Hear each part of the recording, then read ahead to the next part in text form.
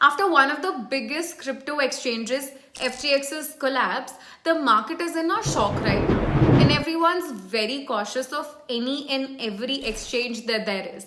As we should, right? These are hard-earned money that we're talking about. And we do not put our funds on an exchange for them to play with it. Hello, hi, namaste. This is Riya Yadav. And today we're talking about whether the FUD around other crypto exchanges is real and whether we need to be cautious and concerned about it. So, the big question.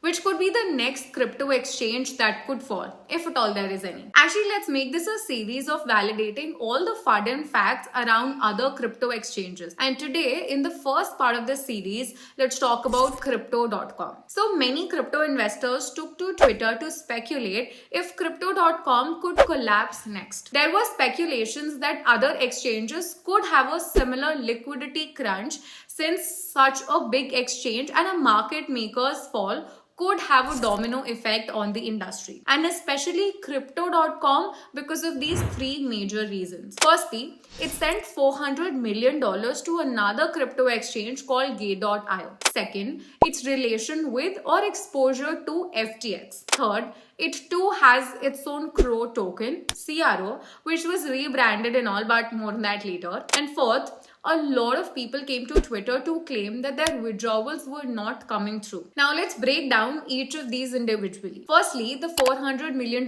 transfer to crypto exchange Gate.io. So some people speculate that this was the part of a scheme to bolster Gate.io's holdings before its proof of reserves was published. Crypto.com published its proof of reserves stating it held $3 billion in total customer assets. And 2 to 3 days later, the figure sat at $2.55 billion, a 15% drop according to Nansen. On this $400 million transfer to Gate.io, the CEO of Crypto.com said that the funds were intended to be sent to an offline cold storage crypto wallet, but mistakenly were sent to Gate.io. He said it was a mistake guys. And it was indeed a mistake. Then it's not the first time that this had happened. They had earlier to mistakenly transferred $10.5 million to a woman in Melbourne, and they realized this 7 months later. I mean, such a mistake. Can such big exchanges afford to be so careless? Okay, coming to the second point of exposure to FTX.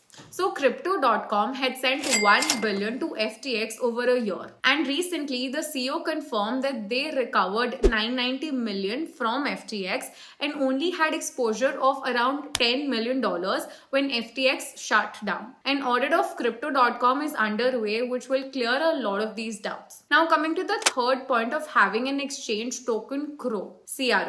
The CEO said that Crypto.com's token CRO had never been used as loan collateral, unlike FTX's token FTT. And he said that they were never going to raise funds and that the business is cash flow positive. By the way, CRO token has dropped around 45% since all of these happenings. The exchange's daily volume has collapsed from last year's highs of around $4 billion to around $284 million, and users are withdrawing their assets owing to the distrust. And on the claims of the withdrawal being stuck, the CEO said that withdrawals are working as expected and that the only stoppage has been related to Gala, SRM and RAID tokens only. SRM being closely tied to FTX. Some users are still complaining on Twitter about withdrawals, but nothing too conclusive has come out of this. Apart from these recent concerns and major activities, there's one more thing I think that you guys should be aware of, which is the Crypto.com hack that happened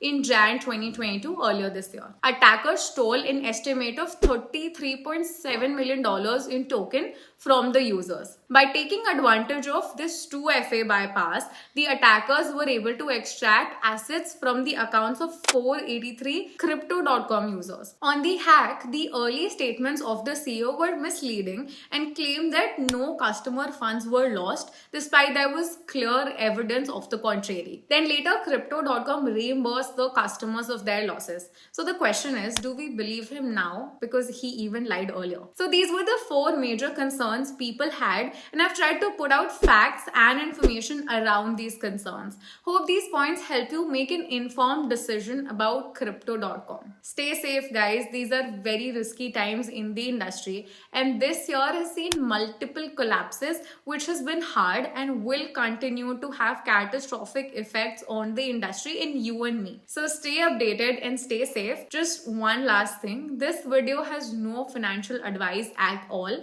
and it is only made for your educational purpose. At all times, do your own research.